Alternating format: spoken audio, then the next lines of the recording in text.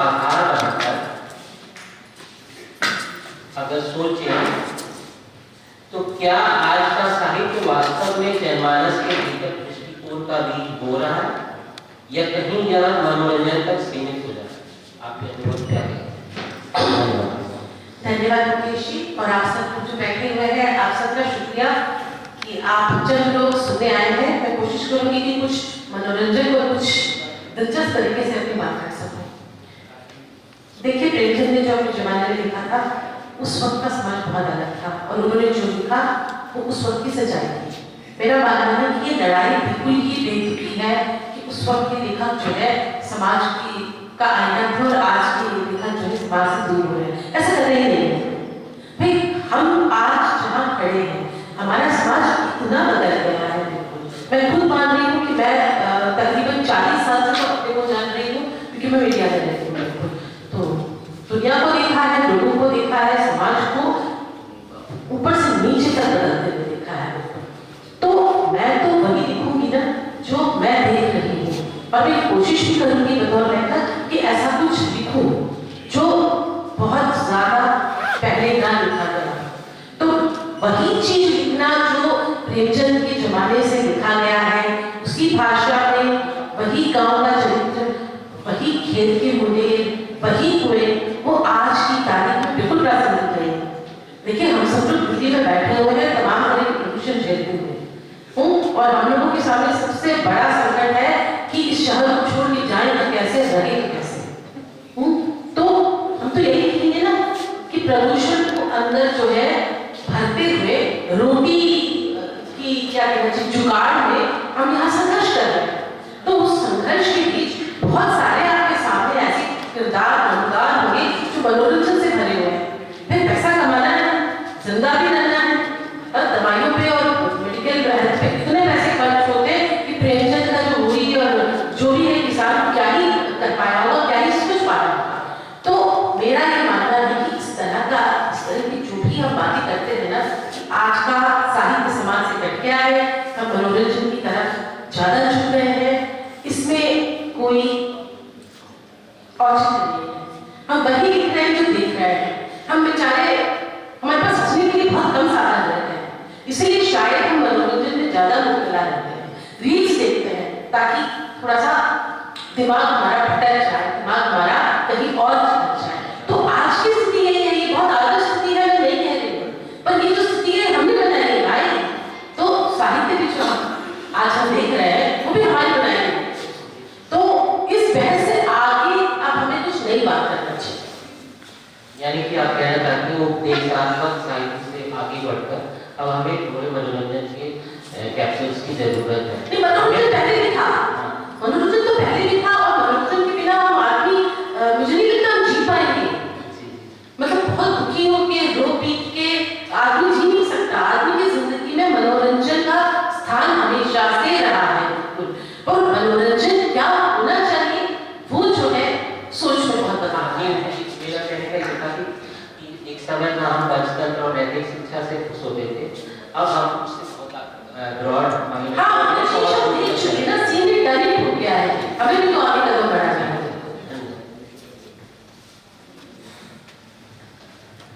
मेरा एक क्वेश्चन वंदना जी से है कि जनमानस में दृष्टिकोण का बीजारोपण या प्रक्रिया साहित्य में कैसे होती है? क्या सचमुच शब्द दृष्टिकोण बदल सकते हैं? सबसे पहले तो मैं यहाँ इस मंच का अभिनंदन करती हूँ और यहाँ जो भी लोग आएंगे उनको नमस्कार करती हूँ। इस जो कार्यक्रम है उसमें लेखक पाठक संवाद या संवाद के माध्यम से विचार को होने का कार्यक्रम हो रहा है, तो अपने आप में भी ये बात स्पष्ट हो जाती है और उत्तर मिल जाता है। लेकिन मैं यहीं पर नहीं रुकूंगी, इसके आगे भी कहूँगी। हम कहते हैं शब्द ब्रह्म होते हैं। हम जो बोलते हैं वही विचार से हम उनको आगे बढ़ाते हैं। जैसे कि मान लीजिए कि अगर कोई आतंकवादी किसको बनाना है तो उसके अंदर कैसे भाषा बोली जाए। वो इंसान अपने ही परिवार के लोगों के विरुद्ध चला जाएगा, माँ की शिक्षाओं के विरुद्ध चला जाएगा, क्योंकि उसने उस शब्दों से वो प्रेरणा ली है, उसका ब्रेन वॉश किया गया है। ब्रेन वॉश तो शब्द है ना, लेकिन ब्रेन वॉश के कारण कोई आतंकवादी भी बन जाता है, कोई सेना में जाकर के शहीद भी हो जाता है कि उसको लगता है कि नहीं, हमें अपने देश की करनी है, तो वही शब्द आपको इस तरह से प्रेरित करती है। दूसरी बात मैं ये कहूँगी कि अगर आप, क्योंकि इसमें कार्यक्रम में गीतांजलि को और रविन्द्रनाथ टैगोर को मुख्य रूप से लिया गया है, तो आप देखिए कि रविन्द्रनाथ टैगोर जी कहते हैं कि आमार बंगाल बंगाल भजन का विरोध करते हैं, वो सामाजिक मूल्यों को साहित्य में लाते हैं।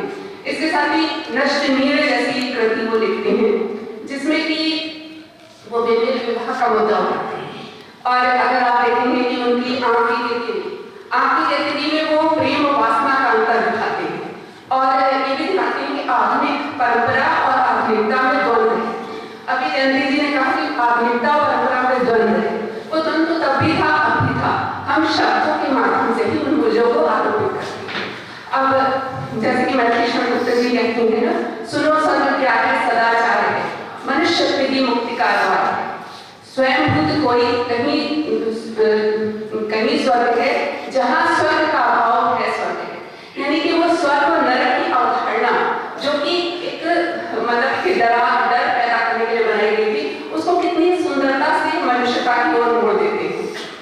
तो मानस में जैसे परिवार की संस्था के पक्ष में या आदर्श परिवार ऐसा होना चाहिए था, तो साहित्य तो हमेशा से मेरे विचार से सरोकारों से जुड़ करके एक अच्छे मूल्यों की स्थापना के लिए लिखा जाता है।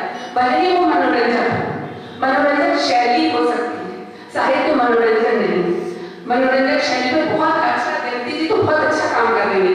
उनकी आप कहानियां पढ़े तो उनमें कितना मूल्य स्थापना आपको दिखेगी, आज का समाज दिखेगा उसमें मूल्य स्थापना दिखेगी। वो शैली मनोरंजन है, उससे नहीं है कि सिर्फ मनोरंजन।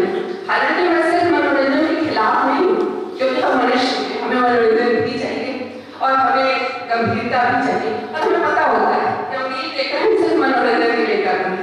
हम साहित्य पढ़ रहे हैं तो हम इस समय अपने दिमाग को खुराक दे रहे हैं। वैसे ही जैसे रोज दाल चावल खाते हैं, बिना देखे बिना जाने खाया, दाल चावल है खा लिया, लेकिन मटर पनीर जरा रस दे लेके खाते हैं। तो जब हम साहित्य पढ़ते हैं तो हमारी चेतना जानती है कि हम कुछ उसमें से अच्छा लेने जा रहे हैं, चाहे वो मनोरंजन शैली में लिखा जाए चाहे जरूरी शैली में लिखा जाए। यानी स्वस्थ मनोरंजन सबसे ज्यादा जरूरी है, जो साहित्य में हमें आगे की ओर ले जाता है। बिल्कुल बिल्कुल। मैं मृदुला जी से पूछना चाहता हूँ कि आपकी दृष्टि में क्या आधुनिक साहित्य मानवीय मूल्यों का पुनः बीजारोपण कर रहा है, या आज मूल्य संवाद कहीं डायलॉग से बाहर? मुझे लगता है कि जो लिखा जाता है वो कभी भी मूल्य को केंद्र में रखकर नहीं लिखा जाता। जो भी कुछ लिखा जा रहा है वो किसी मूल्य को केंद्र में रखकर नहीं लिखा जाता, लेकिन उस लेखन के अभी थोड़ी देर पहले, इसके पहले भी जो सत्र था उस सत्र में भी कहानी में मनोरंजन, क्या कहानी मनोरंजन का साधन होती जा रही है, इस पर बहुत लंबी बातचीत हुई थी। तो वो विषय भी लगभग इसी विषय से मिलता जुलता था, उसमें बड़ी सुंदर बातें की गई। किसी ने कहा कि राग दरबारी पूरी तरह से मनोरंजन की किताब है, तो अगले जो वक्ता थे उन्होंने कहा कि नहीं, राग दरबारी मनोरंजन की किताब नहीं है, वो बहुत गहरी राजनीतिक किताब है। मनोरंजन के साथ साथ वो बहुत गहरी राजनीतिक बात करती है। तो जो वर्तमान में लिखा जा रहा है, वर्तमान में बहुत कुछ राजनीतिक लिखा जा रहा है, बहुत कुछ सामाजिक लिखा जा रहा है, लेकिन उसके साथ साथ मनोरंजन को भी केंद्र में रखा जाता है। और मनोरंजन का अर्थ कुछ भी कहीं से बुरा नहीं, कहीं भी कुछ भी बुरा नहीं। मनोरंजन के साथ साथ अगर सरोकारों के साथ साथ मनोरंजन हो रहा है तो मनोरंजन कहीं से भी बुरा नहीं है। इसलिए बुरा नहीं है क्योंकि मनोरंजन, जब कोई गंभीर साहित्य पढ़ रहा होता है तो वो उस समय क्या कर रहा होता है, वो उस समय मनोरंजन कर रहा होता है। उसकी जो उसकी पसंद है, जो उसकी रुचि है वो गंभीर साहित्य में है, वो गंभीर साहित्य से अपना मनोरंजन कर रहा है। कोई व्यक्ति जो कॉमेडी पढ़ रहा है वो कॉमेडी से अपना मनोरंजन कर रहा है। तो जो इस समय वर्तमान में साहित्य लिखा जा रहा है वो पूरी तरह से, खूब अच्छी तरह से अपने सरोकारों पर काम हो रहा है। जो वर्तमान युग के सरोकार हैं, जैसे वंदना जी ने बहुत जरूरी बात कही कि आपने कही, शायद जयंती जी ने कहा कि हम जब प्रदूषण से पीड़ित हैं उस समय हम झबरू या हल्कू और झबरा जो है वो पानी से पीड़ित है, इस पर कैसे बातचीत कर सकते हैं। हम तो प्रदूषण से